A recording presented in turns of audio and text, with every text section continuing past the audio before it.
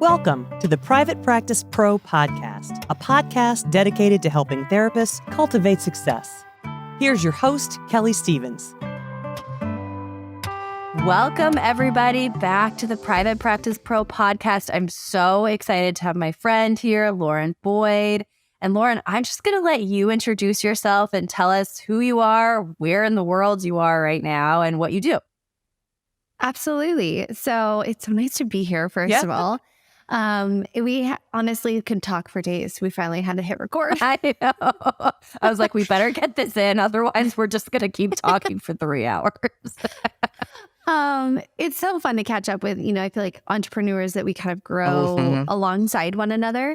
And so it's been really fun to catch up. But I am a small business attorney out here in Scottsdale, Arizona. I have had my firm for coming on 5 years now. And I left corporate law like kind of on a whim because I'm sure like most entrepreneurs, there was just this like tug to entrepreneurship that like wouldn't go away. You're like, no. I've got a very comfortable job. Like I'm very happy. Can you leave me alone? And it just doesn't go anywhere. So one of my dear friends told me, you're only going to regret not doing it sooner. Yeah.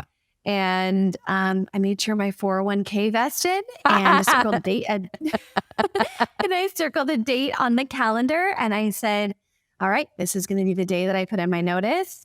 And I remember when I was leaving, they were like, if you ever want to come back, you can come back. Because I was in-house corporate. And I walked out of that building. I was like, I am never walking back inside that building. God, I can relate to that. So it's been really good. On the other end of it now, we've been in business for years.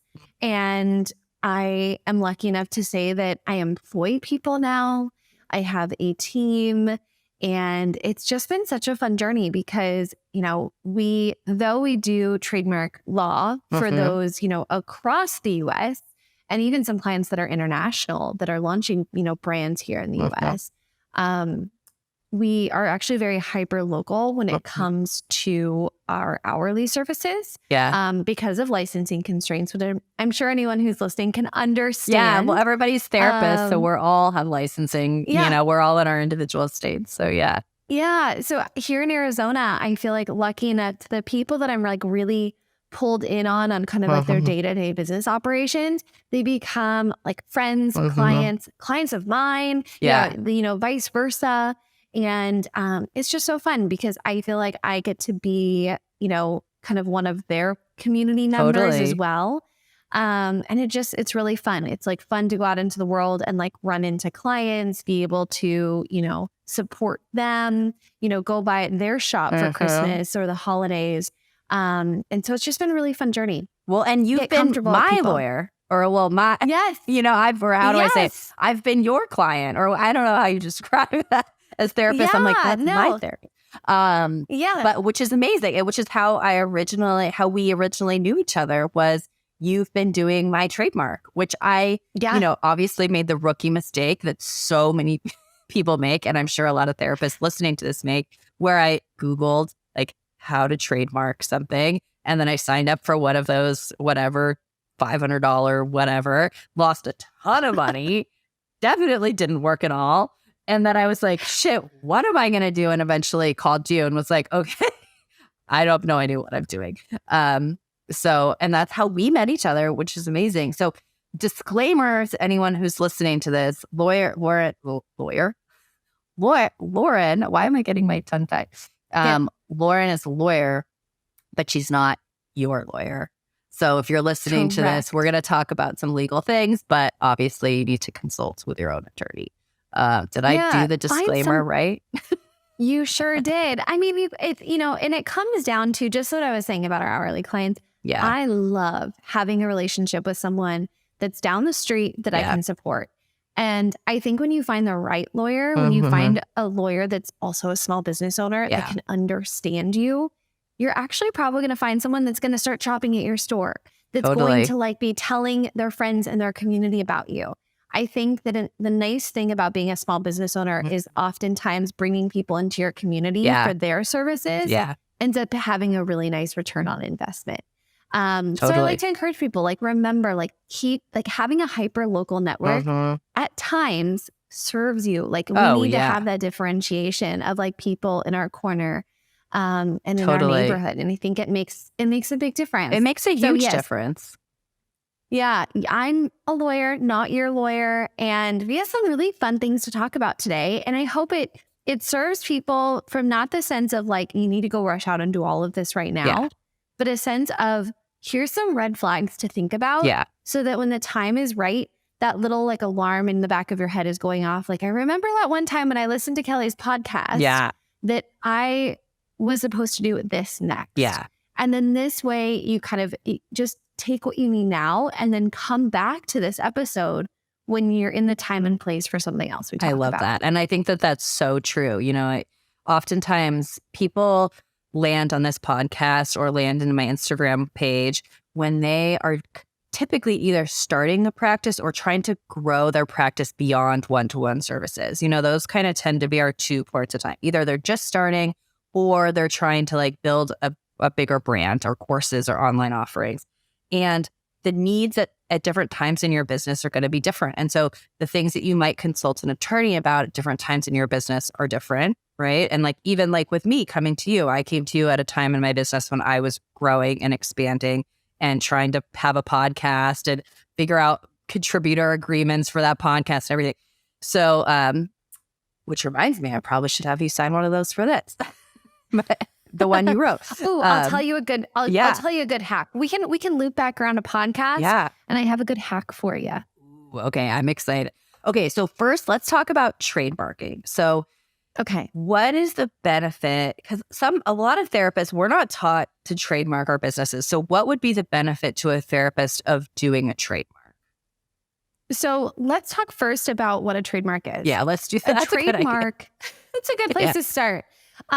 A trademark is a way that consumers can identify the source of a good or service.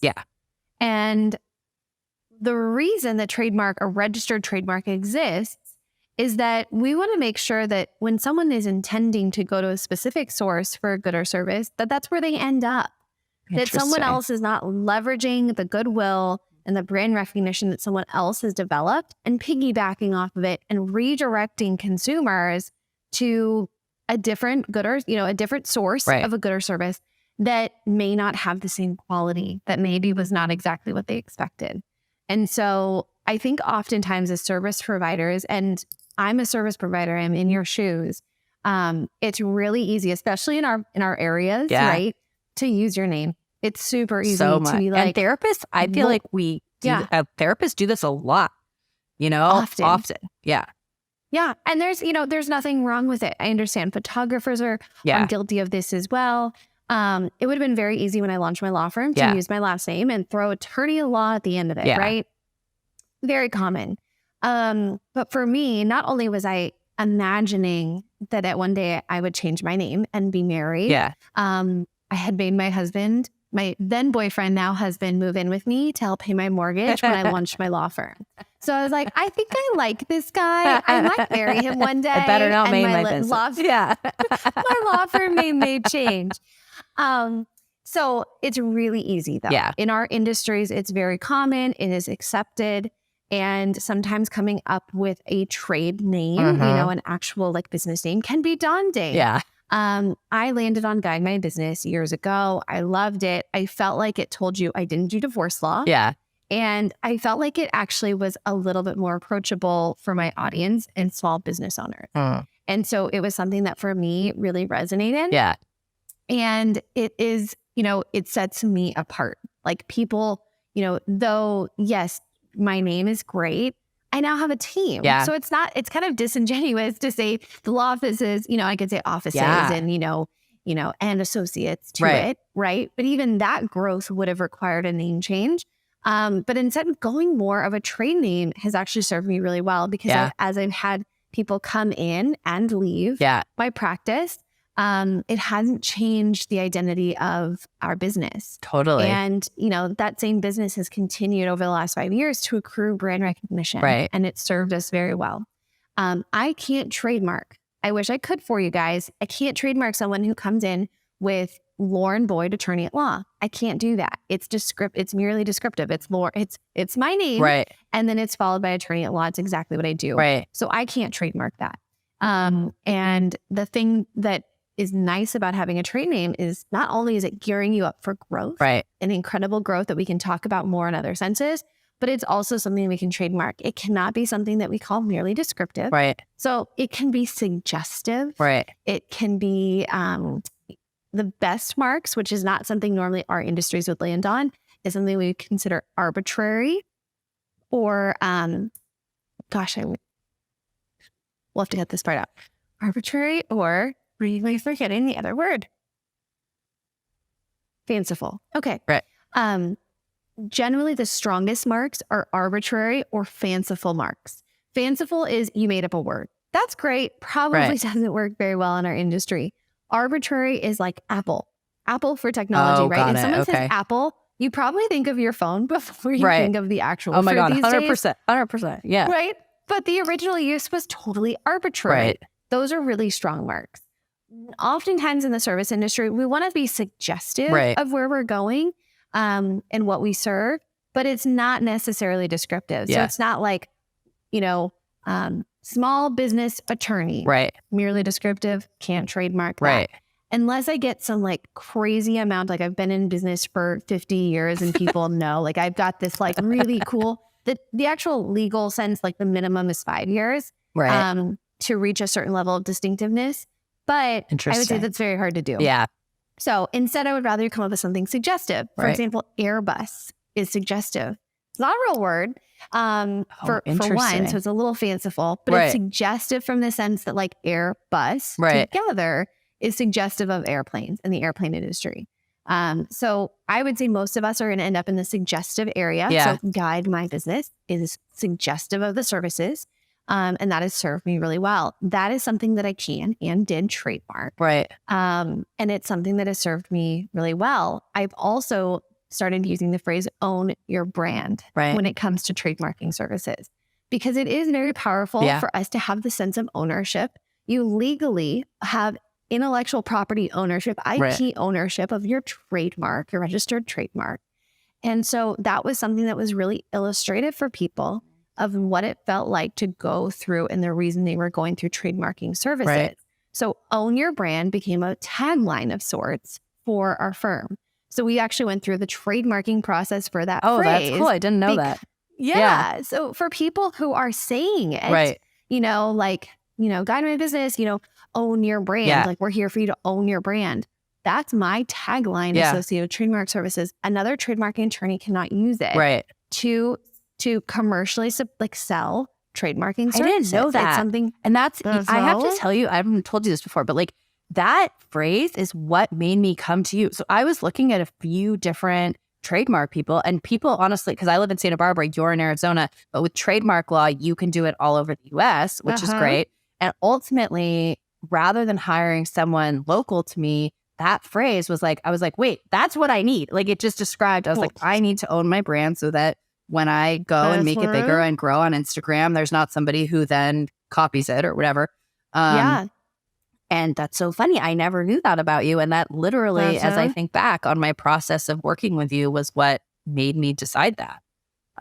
It's a big part of it's a big part of the identity we've created with this service. And it's been really fun because I think, so let's talk about the second part. So the first part, you have to have a name that I would say is suggestive at the minimum. Fanciful, arbitrary, much stronger, but not all of us are naturally, our businesses are not naturally going to go that direction. And that's okay. So those are the areas kind of over there. The second piece that I also want you to think about is, are you using it in interstate commerce? So you open up a lemonade stand over here on the corner. Right. Can't trademark that. Even if it's the cutest lemonade stand name and no one's ever used it before, right? Cannot use it because it is not something that's being sold in interstate commerce.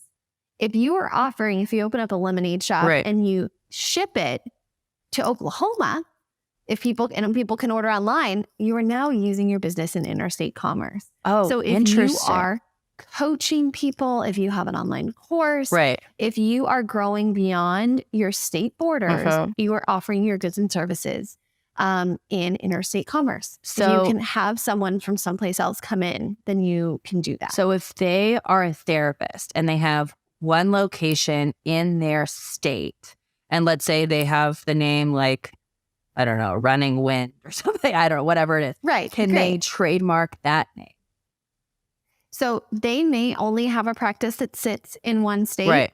but do they offer their goods and services to somebody else outside of the state? So that'd be like if they had a coaching business, or what if they just had like a blog or something?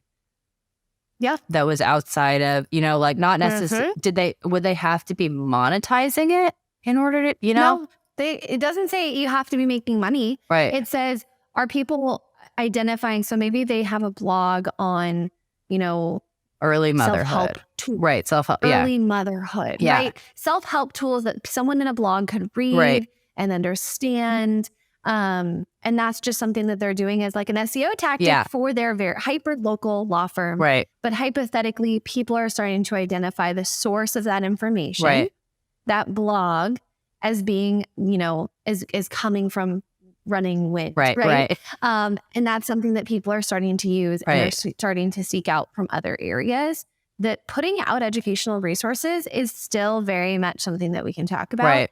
And we do a balance of that. Like, you want to talk to someone who can say, let me talk about all the things you're doing, I'm going to be doing, and let's see how we can best protect those. Oh, totally. And that's what I did with you, was like, there were aspects of my business that I didn't realize I needed to talk it through with, like when I thought of a trademark originally, I was like, oh, it's just simple. I fill out this form. And then I was like, wait, what am I offering? Am I offering a workbook? Am I offering courses? Am I offering this Instagram? I think like being able to talk it through with someone was really important. And there's a whole strategy behind what classes to file into as well. So for example, I'm going to use one of my clients that we just got an unfortunate office action on. Yeah. In the past, apparel and home goods used to live in somewhat separate worlds. Right. They're separate classes. So someone could pay for, a certain class, for apparel over here, and home goods like a candle class. Right. And they usually were not seeing as competing classes. Interesting. More and more, we've started to see that the law and the viewing from the USPTO say, actually, oftentimes people offer both. Right. It's very common from the source of apparel to also offer home goods. Interesting. And so we think consumers could be confused between companies that are named the same in those areas. And sometimes that doesn't happen. It depends, of course, the nature of the goods and the company, et cetera. But we've started to see that. And so one of our clients who had filed something that we were aware and we talked through, that it was, there was another similar company in the home goods space. But they want, it was actually a line that they already had out, a collection that they had already had out. And they were like, you know what, we're going to run with it anyway. We're going to give it a shot. Right. And so unfortunately, they're not able to trademark that phrase. It doesn't mean they have to stop selling it specifically. It wasn't cease and desist. I do think it's categorically different because of just the nature of all things shown together. Right. So they're going to continue to offer the line, the collection, and in their store. Right. But they're not actually going to, be able to own the trademark. Interesting. There. The flip side of this is they actually have a lot of other registered trademarks. They actually have a big portfolio of trademarks. Oh, interesting. And this is basically expanding their rights for all of their other registered marks to say that anyone who is selling home goods for their existing apparel marks would be infringing on their rights. Because because that's the way that case law is going. Right. So there's a lot of strategy because you could file, like I had a client that when we actually looked specifically at each of the products that she sold, she would be in 8 classes between all of her goods and services. Yeah. That's $2,000 in fees. Right. And we said, I don't think you need to be in 8 classes. I think you need to be in 4. Right. And let's talk about where you make most of your revenue, and let's talk about related classes, and let's talk about, if someone were to create mugs, and we don't put you under mugs, but we have this other piece over here that's a home good. Let's talk about related classes and how that would work. And you may not need, that's a very small percentage of your sales. Interesting. I think you're already going to be protected, right? But I don't think we need to spend the money on that piece. So there's a lot of strategy there into how we roll these out, why we roll these out, how we position it, whether we go a word mark, which is going to be the phrase itself, or a stylized mark, which is going to be more of your logo. Right. And that why we do that, how we do that. And it's really interesting. But I think what I want people to take away from this episode is, one, it has to be a trade name. It has to be something that is not merely descriptive. Two, they have to be using it in interstate commerce. Right. So this might be that push to launch the blog, launch that course, launch the thing that you're thinking of. But what I really want people to take away is that the stat that I love is businesses that get a trademark within their first year doing business earn 3 times as much revenue in the first 5 years than businesses that don't. What? Well, that's good because I did it. Now, let's spin it back a little for someone who did not get a trademark in their first year. I'm not saying that now does not apply to you. What we're saying is that it's a certain type of business owner. Yeah. Someone that has the mindset that they're built to grow and they're building their foundation accordingly. It's a certain intention. Yeah, you have some skin in the game. It's a certain type of founder. And then I also think that there's a ton of ways to leverage it. So let's talk about how you can grow with a registered trademark. You can not only launch courses and content, but say that you wanted to actually, part of your vision, and this is not something we've talked about, but maybe it is. I've seen this a lot in the coaching space. People bring on, or therapy space, they bring on other people onto their team and they create satellite locations. So maybe you're like, I don't need to have another location here, but I would love to have someone in Texas. Yeah. And I've seen therapists have a licensed therapist in a different state that they're not licensed in. 100%. Like, let's expand our reach. I want to be able to serve people in the Southwest. So I'm going to start collecting people across the Southwest and we're going to build this team. And you know what? I actually want them to have a lot of autonomy. So I'm going to treat this where they're a little bit more independent and I'm going to license the right for them to use the brand that I've established. It's becoming part of the bundle of your rights and your intellectual property that you can now license for people to use. Interesting. I've actually seen some really killer therapy names in the trademark space I'm just like, they're like, this is my business name. And I'm like, you're kidding. That is so funny. I love it. And they've actually found that putting it on shirts is like super profitable. And mugs. I've seen a lot of mugs. Stickers. Let's talk about stickers. There's so much mental health apparel. And amazing. And, I've had 2 separate friends who've launched successful online courses in the mental health or coaching space and not trademarked and had to change their name. And as somebody who has an Instagram following, who has search engine optimization, we spend thousands of dollars building these brands. And when I have friends who are looking to expand their services beyond one-to-one and they don't spend the money to trademark, I'm like, you're having to rebrand isn't just about making a new logo.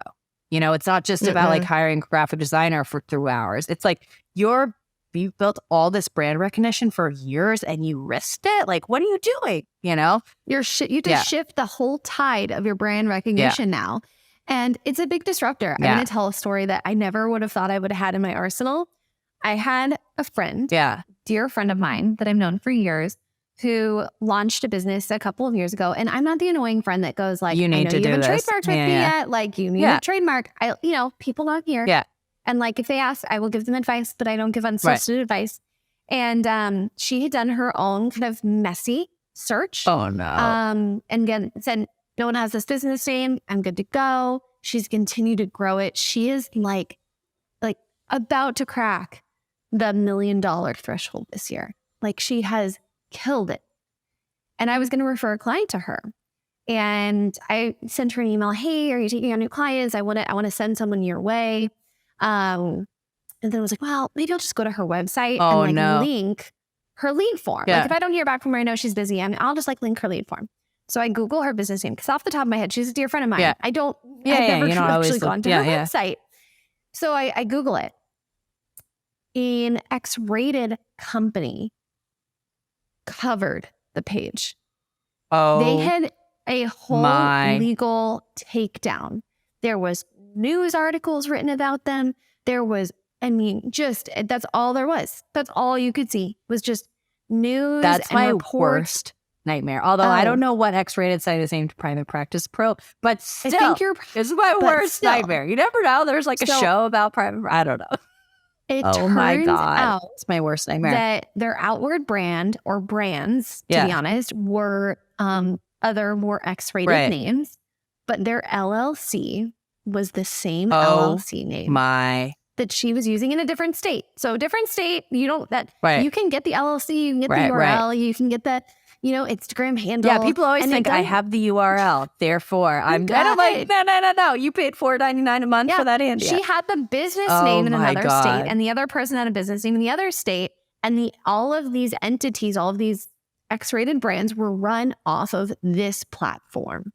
This is my worst nightmare, Laura. I know. And so now I'm on the other end of this computer and I'm going, oh no. Did she know? No. She didn't know? She didn't know.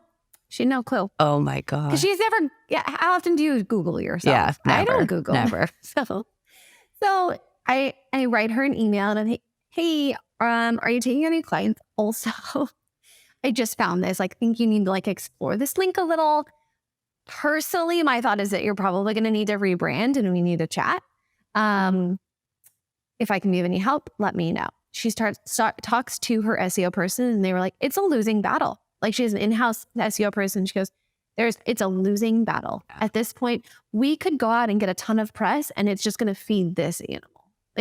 We could go do all the things to try to, it's gone. Yeah. We can't do it. And then on top of it, the person goes, and if you don't rebrand, I'm quitting because I don't want to be associated. And I can't blame her. Right. I don't want to be associated with a company that if someone Googles it, this is what they find. Right. And so they went through a rebrand. And I honestly, I hate to say this because people don't believe it's true. Every time I've had to deliver news like this in one form or another, the person loves their next brand way better. Oh my God, I can't even think about it. I can't. That gives me so much anxiety to think about. I can't. I know. But you own yours now, right? Yeah. You're in a different place. You have read over, you've done the search, you feel good, you've made an informed decision, right? It feels very different. Yeah. For the people who haven't done it, oftentimes, think about it. How much more evolved as the business owner and founder are you now than when you started? Yeah, that's true. And you might pick it. I invented my name one day laying in bed, being like, what is Instagram available with? Yeah.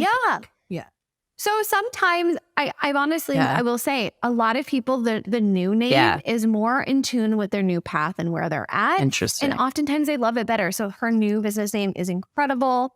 And she's obsessed with it. And they went through the whole rebranding. But she said, you know what? It cost me my $1 million a year. Yeah. Because it was a huge roadblock. Yeah. And then we had to reintroduce the brand to everyone. Yeah. And then they explained why. You got to tell the story. And so I would tell people that it's the story I never expected to happen, but I think it's something to think about. And so I've trademarked my business names. I'm working on a new widget. Yeah, love it. Tech company offering. Yeah. And we went through 4 searches, trademark searches, my team did, before we landed on the name that we're using. Wow. And the name that we're using now is so much more personal to me. Yeah. I've released the name, so I'll say it. It's Quinn, and our domain name is Hire, Quinn, H-I-R-E, Quinn, so cool.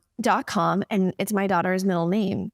And it was something that has sentimental meaning to me, but it was not the first thing that we came on. Yeah. And now it feels like I'm really building a legacy off of something that has a personal meaning, even though it wasn't the first thing I thought of. That's cool. So I want people to give themselves grace. Yeah. If you don't have a trademark and you have a successful business, it doesn't mean it's a no. Right. We could talk about strategy, but it's something good for people to know. I don't want you to go through the branding experience and then talk to a lawyer. Talk to a lawyer first. Have them as part of your, so what I tend to tell people is reach out to a lawyer at least a month before you're going to go through a branding process or launching a business. Right. Have them run a comprehensive trademark search where you're going to have the peace of mind, the information of what registered marks out, what business listings, what is out there so that you can make an informed decision. Because you actually won't hear back from the USPTO US Patent and Trademark Office for about 6 to 8 months. Oh, yeah. I've learned that one. When I like to email Laura, it's like, how we do it? Yeah. Nothing. It's still crickets. It takes a long time to hear back from them. And so I like to tell people, like, where will your business be in 6 months? Yeah. It's often going to look different, and you've probably invested more in brand recognition. So I want you to feel very grounded in an informed decision long before we wait that long period to find out bad news. Yeah.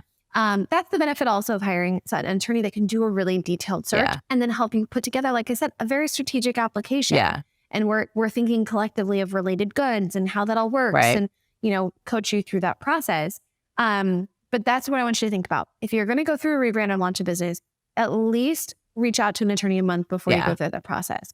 We have someone right now that we're working on their comprehensive search, and they are scheduling a VIP day with a week with a branding firm at the first part of December. And I said, you will have your results back. If we have to have any tough conversations based on the results, we'll do it with your branding team. Yeah. We'll sit there and say, how can we strategically make this stronger? Right. And we'll talk about it with them. And so find someone that's willing to be a good partner to, you and your team and how you work, and willing to say, don't file in 8 classes, file in 4. Well, let's save you some money, but also have a focus on really having your value protected. Yeah.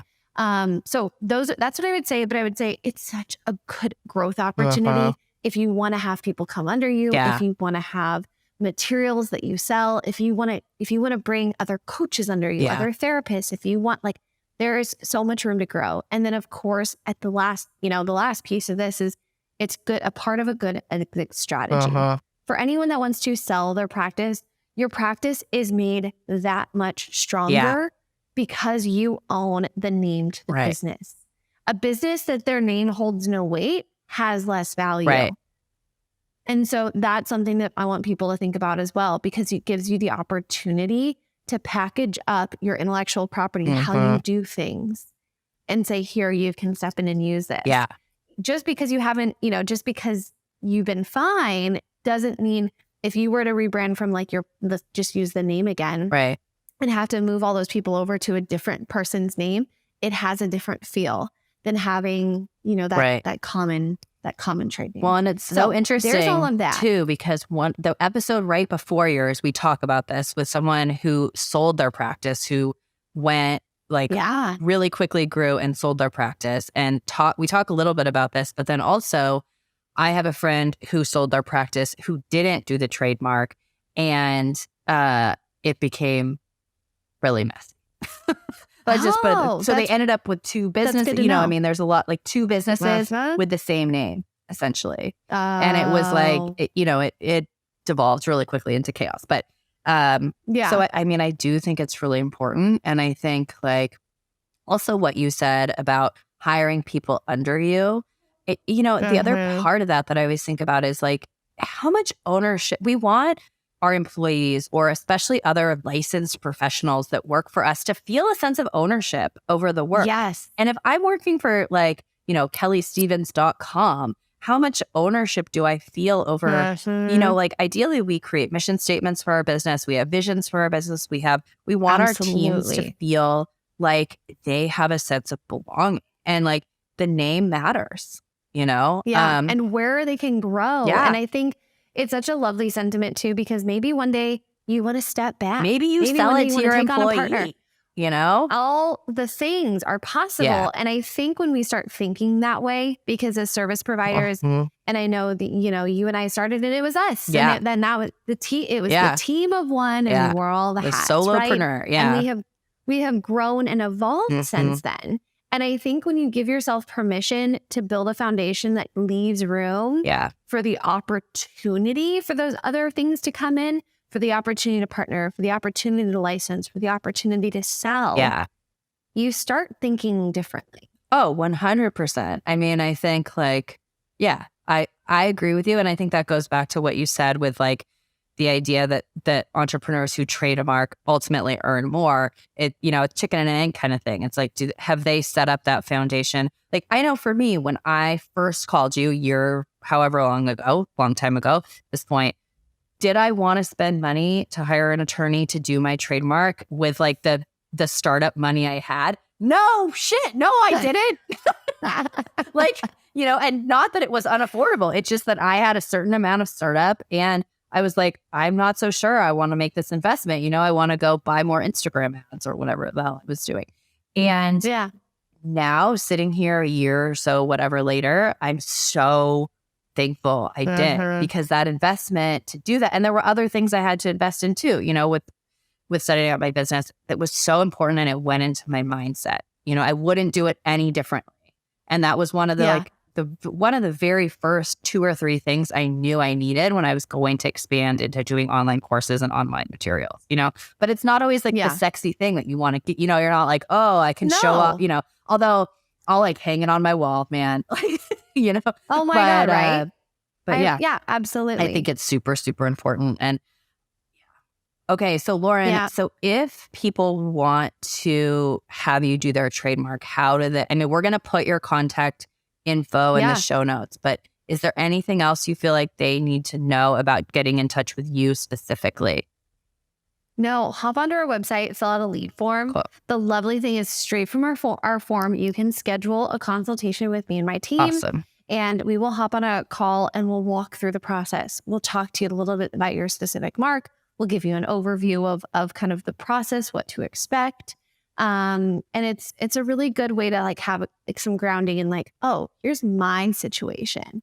Because very quickly we can get creative. Like I love to be like, have you thought about? And give like some suggestions. Like someone came in with a very specific mark and she has plans to kind of use like a base phrase off of this kind of common mark. But she was coming in for a little bit longer, you know, 3-word mark, but really the 2 words were like the really good piece.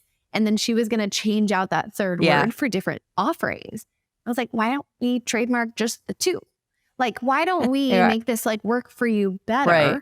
And here's why. And let me explain to you the strategy on that. Oh, interesting. And she's like, oh, I never thought of it that way. Right. And so we do this all the time. This is like our bread and butter. And that's this so is, smart because therapists do that. That's genius. I mean, like I can think of so many brands that are like, you know, beyond parenthood, beyond motherhood, beyond, and they want to change out that 2nd word. I never even would have thought of that. So yeah. And there's ways to get creative. And I was like, I'm not a branding genius, but here, why don't we talk about this? And I bet you could take this to your branding effort and they could really run with it. Because here's why I would do it. And here's the value proposition in doing it this way, as opposed to doing separate marks. Right. And so we walked through the whole thing. So fill out a form on our website. There's no wrong answers when filling out the form. If you have any questions or you're like, I think this might be my mark, but here's my question.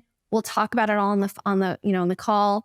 And I think when honestly, I filled that out, side note on your website, I think I just wrote like, I think I really need help. Here's my Instagram. What do I do? Like, I don't think I knew what to ask. I think I literally just typed that, so. No, and we hop on and I'm like, it is super conversational. Yeah. So hop on, make it some time, schedule some time to meet with our team and walk through it.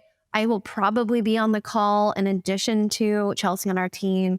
And it's just incredible. It's a good chance. Like I don't take on clients unless we've talked to them because I want clients like, you can kind of skip, like you don't have to talk to us because oftentimes we'll do something where I'll talk to somebody as a friend and then it's like, okay, great, I'm ready to get started. But new clients, I want to talk to you. I want to understand. I want to see if there's room for strategy. I want to see how we can make this stronger and make your rates more broad. Yeah. And so, hop on the form, fill that out. And, you know, if you want some general information, follow along. I know you guys are linking everything. The Lauren Boyd on Instagram, you'll see a link to Guide My Business on Instagram. And we have a lot of great content from past podcast episodes. Yeah. With just like things to be thinking about. So follow along there as well. Thank you so much, Lauren. Thank you for your time today and for being here and for everything you do for my business. And for, I'll say, I always feel like with you, there's never a dumb question. That's my like last thing. Like, I thank you for answering all my dumb questions because I feel like I always have a million about my business. So I appreciate it. Thank you so much. See you later. Bye-bye. This podcast is sponsored by Simple Practice. I've been using Simple Practice since 2016, which has helped me run a smooth and profitable private practice over the years. It has simplified everything from scheduling to billing, giving me a better balance between the work I'm so passionate about and the family time I'm not willing to miss out on. Check out the episode notes to get a free 2-month trial of Simple Practice, my preferred all-in-one HIPAA-compliant solution. Hello, everyone, and welcome back to Ask Kelley Anything, where I answer all of your private practice questions. For this week's question, I'm going to answer a question I got on DMs over Instagram, so here it is. Hi, Kelley. Good morning. Question for you. How do you handle missed calls when the client doesn't leave a voicemail? So this is a really good question, and I don't know that there's necessarily one right answer to this, but here's what I do. So if I have a client who's been established with my practice for quite a long time, so maybe 6 months to a year, then I often will send them a text back that says something like, hey, I got a missed call from you. I didn't see a voicemail. And I didn't see a text. So just want to make sure everything's okay. Let me know if you need anything.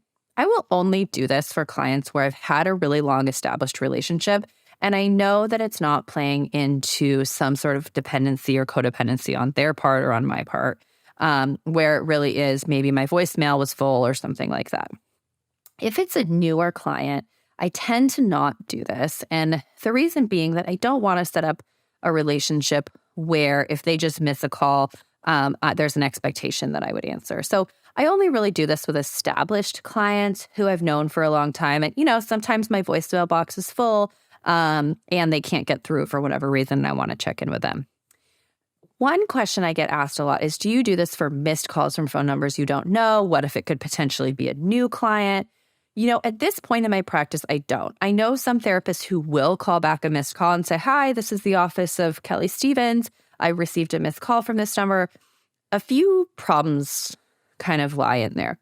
One is that you could potentially break somebody's confidentiality. So without knowing it, maybe they called from their home phone and their son or daughter picks up and all of a sudden you're introducing yourself as a therapist or something like that. And two, I don't necessarily believe in kind of fishing for clients in this way. But I know some people do, and that's okay. So the way we all handle missed calls can be really different. But I hope this helps you figure out how you're going to handle it in your practice. Have a great day. If you would like to be featured on Ask Kelley Anything, I love getting listener questions from you guys. Anything about private practice goes. And the best way to do that is actually just to give me a call and leave me a question on my voicemail. So I'm going to tell you the phone number right now and make sure to write it down. Here it is, 805-243-8241. I'm looking forward to hearing from you.